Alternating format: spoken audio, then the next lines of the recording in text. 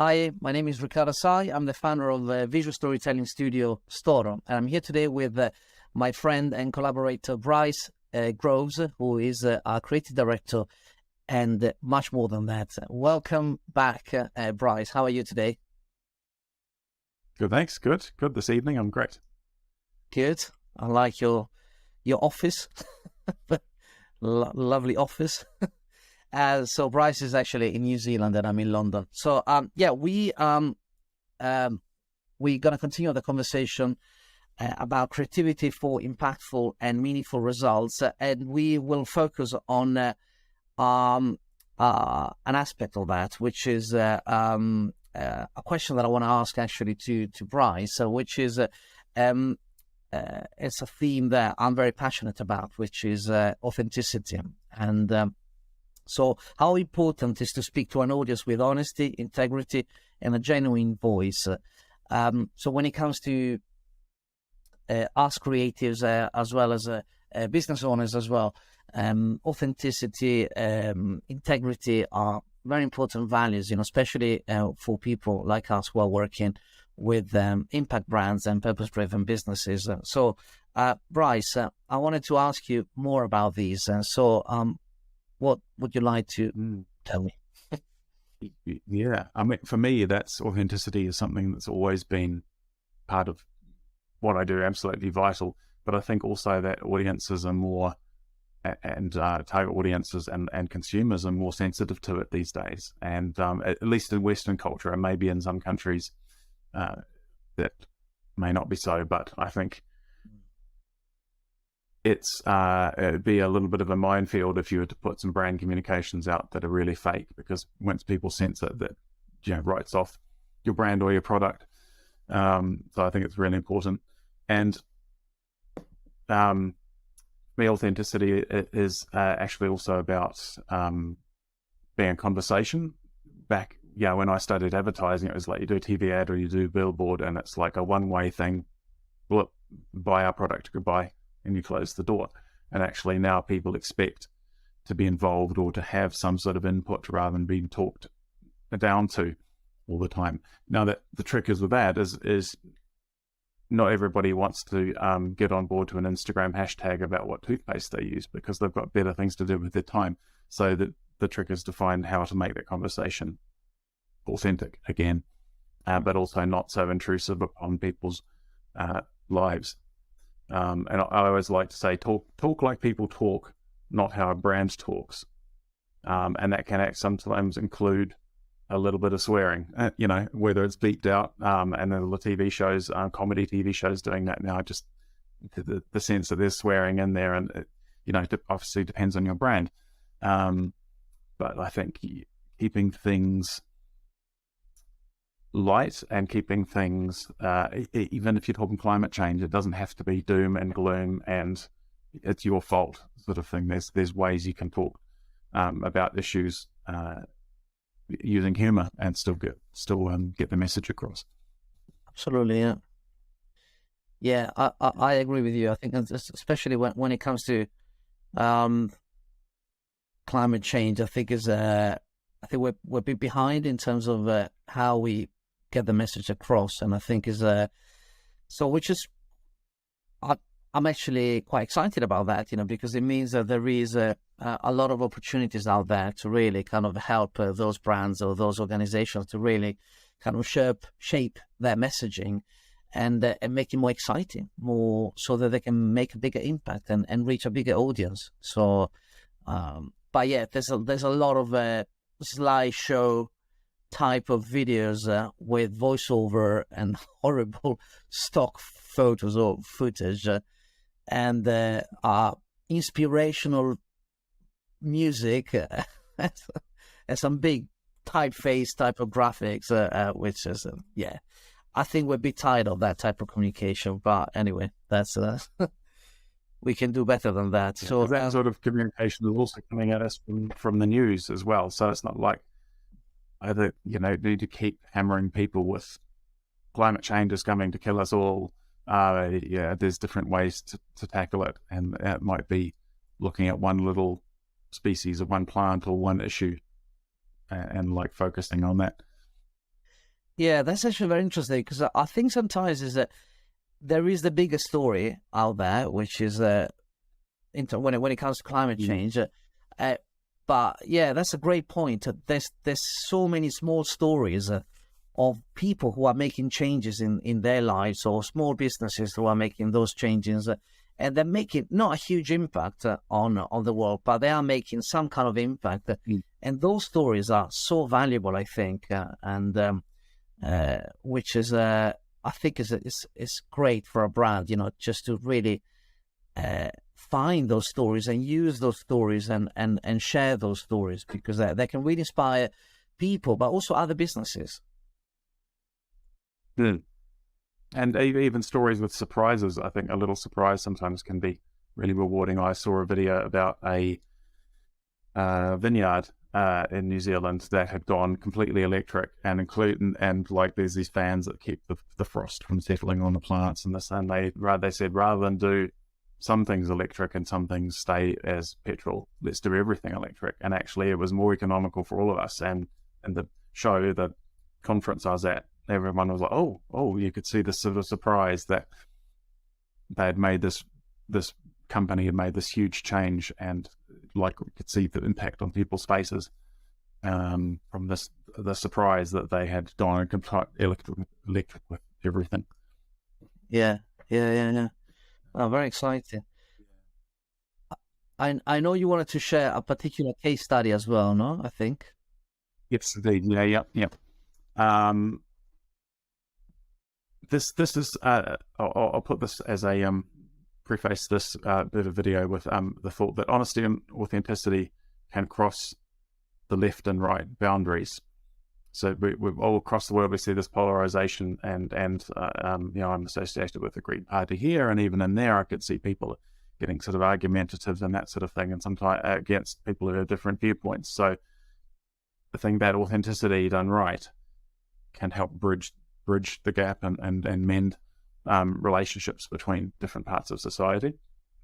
And this particular video came out in 2021 when the vaccines were ramping up, COVID-19 vaccines, and they were doing government and various forces doing everything they could to get people to be vaccinated. And so they came up with this video, which is like a hip-hop,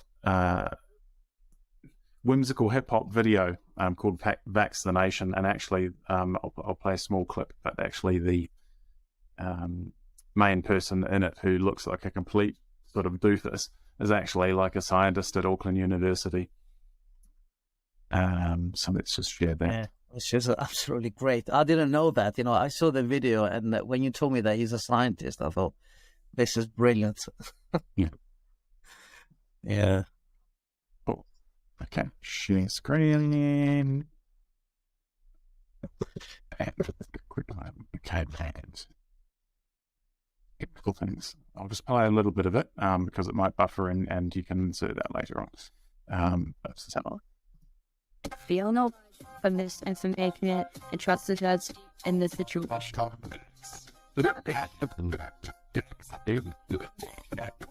There's like it's about 3 or 4 minutes long with this, but the interesting point I want to make about this, so we have the scientist here doing this really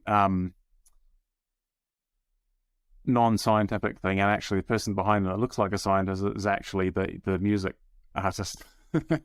So they've swapped roles, and then they bring in various personalities. This is Dr. Susie Wiles, an epidemiologist, some other people from things, and then where are they? I got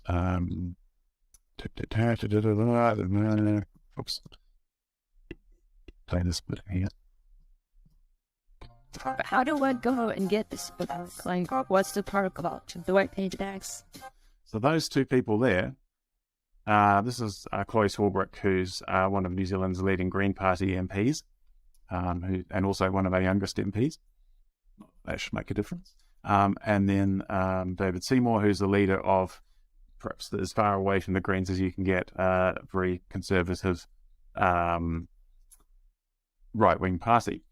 And the fact that these two were both involved back to back in the video, it actually made more news than the actual video itself. And there was a really interesting lesson in there about how the makers of the music video got these two politicians from opposite ends of the extreme.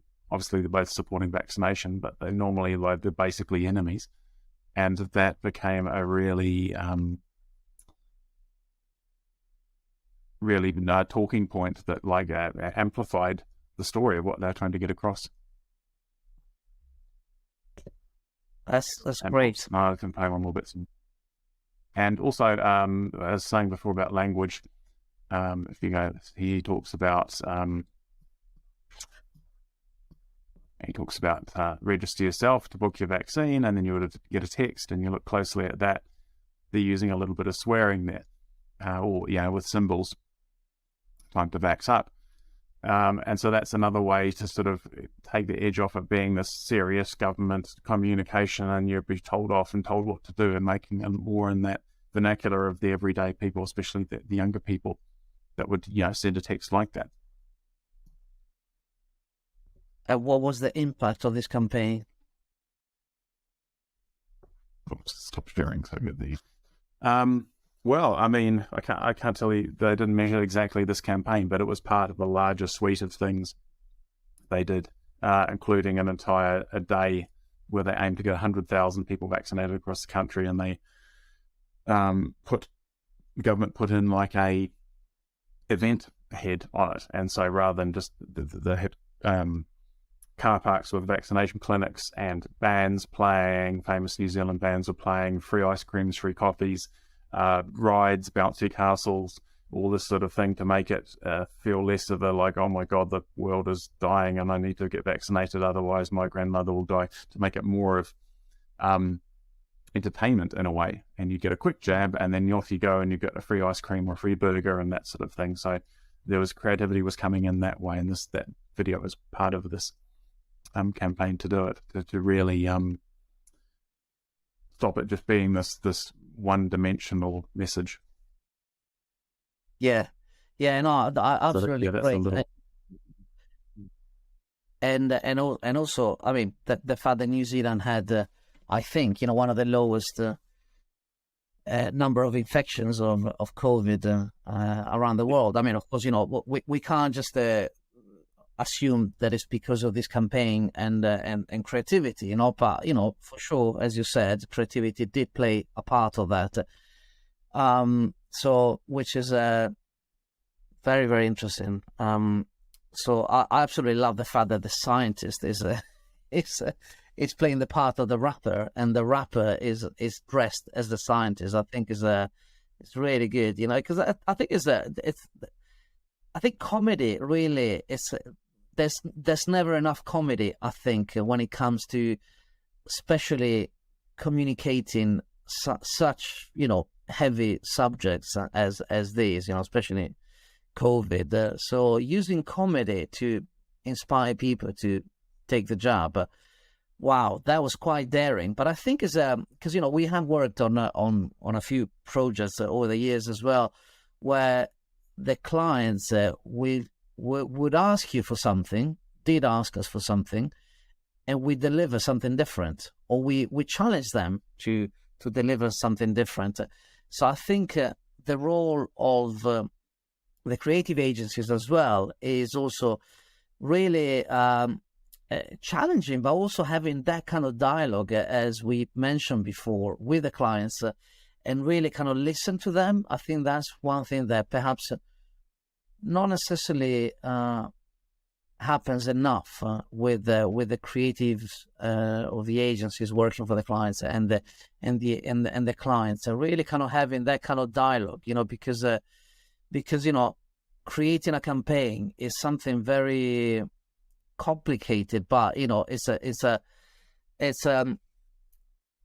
collaborative process. What do you think? Yeah, now I think also what I always try to do is to know, absolutely crucially, beyond anything, the baseline to anything I do is try and know your audience as much as possible.